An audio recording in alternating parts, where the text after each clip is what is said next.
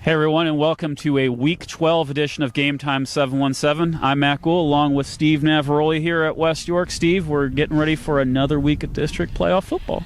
Week 12, and we're at West York. Gee, we've never done this before. Isn't that funny? After a one year hiatus, they're back second round of the playoffs and really ready to go as the number 2 seed. Number 2 seed, 10-1 overall on the season. They are playing host to Cocalico here on Friday night. Of course, Cocalico out of the Lancaster Lebanon League. They are 8-3. Steve will talk to Coach Ron Miller in the huddle coming up. It'll be on the next video you should look at if you're watching this on GameTimePA.com. It'll be the next video on the story that you're looking at. Of course, he brought it up. The Veer offense that Cocalico runs, they've got a couple of rushers with at least about 700 yards rushing, so they do divide the ball up a little bit.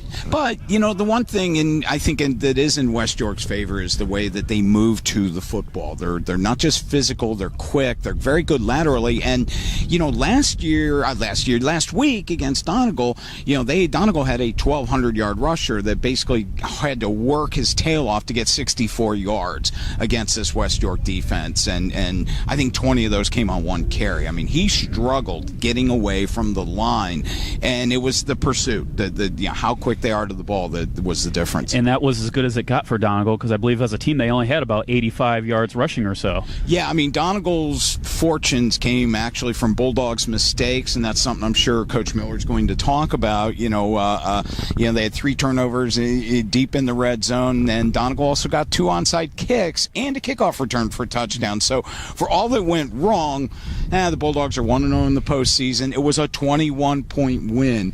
But, I was here for it, and the attitude, it was almost like these kids were disappointed because of how they played, and that's the mentality that I think makes this group pretty special. Well, you mentioned them working on fixing those things. You can probably hear them behind us working on it. You can't see them, but rest assured they are over there working on things. And Steve, let's talk about 2 other games. First, let's shift to the teams that got a bye from last week, and that's the single A field, a 4-team bracket.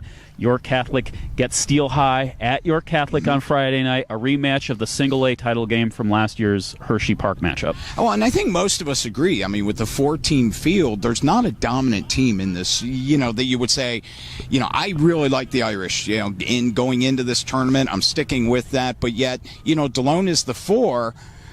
They could have success. This is truly a field any one of these 4 teams could win it. Of course, Camp Hill's the number 1.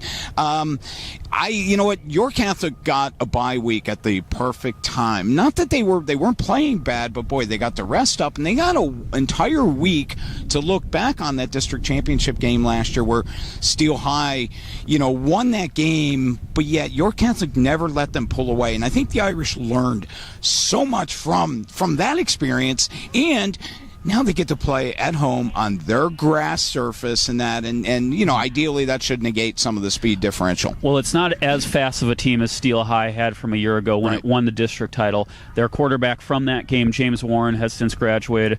But Shaheem Moody Williams, the star running back from that team, he's really good. He is back, and he is the one that York Catholic will have to contend with. Of course, Steel High, the Rollers, they're going to have to contend with Mr. Hakeem Kennard, who emerged as the league rushing leader for the York Adams League across all 3 divisions with his 250-yard performance in Week 10.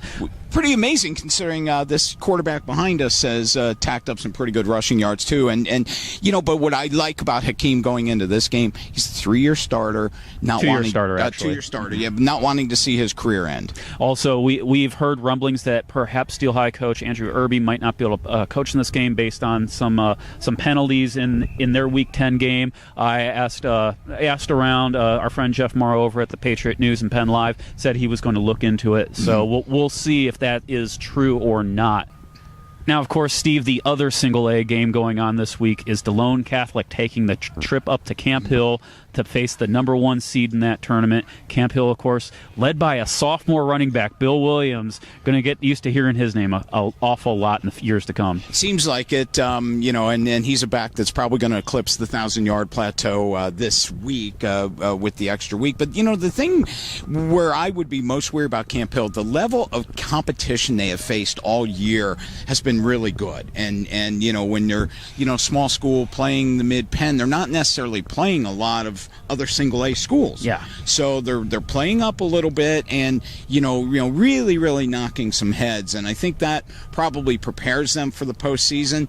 But when DeLone has been a little bit of a mystery at times, because they've had some down games, but when they've been clicking, they have been really clicking. Especially with the running game. Yes. A lot of games we've seen where they have 350 yards plus, and they've really done a nice job of adjusting this season with the injuries at quarterback to Jake Wiles, with Brian Schurmeyer stepping in, because they did throw the ball a lot early in the season, I remember. So I think that kind of gives them a chance in this game to really, when you can run the football like that, you can go on the road, especially in November, and make a statement. And they're going to be hard to target on one guy. I mean, they have started, obviously Jake Cadis, but Tavian Dorsey's getting carries.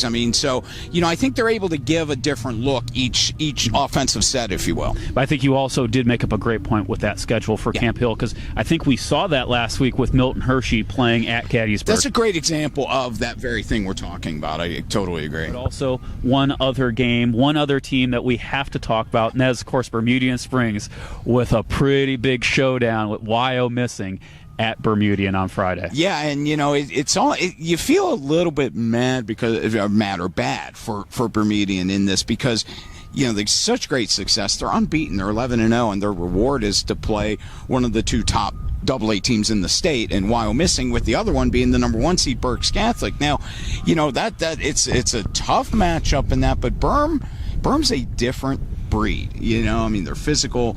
They certainly run the football. We know that, but they're really good defensively. And how does Wyomissing approach that, having to go from Reading to York Springs? Mm-hmm. And also, we visited Bermudian last week, talked with Coach John Defoe and his Eagles, and of course they ended up going to see that Berks Catholic Wyomissing game in Week 10. And just to give you an idea of how close these three teams were in the district ratings, had Wyomissing won that game, Bermudian would be playing host to the team to the other half of the bracket, whereas Berks Catholic and Wyomissing would have been meeting up again this week. So that just gives you an idea how close things were. Also, we wanted to give a shout out to Ryan Markle, who was on the show last week.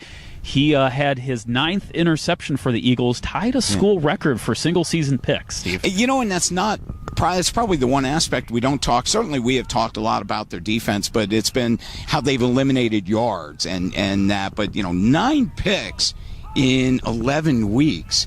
That's a pretty good average. That's amazing. Well, it's like don't dare run on them, don't dare throw on them, Mr. Markle, I think, says. So speaking of defense, we will have Nick Canary, defensive tackle from the Bulldogs, or defensive. He plays all over the place on defensive line, also on their offensive line as well. And Steve will have Coach Ron Miller in the huddle, so look out for that.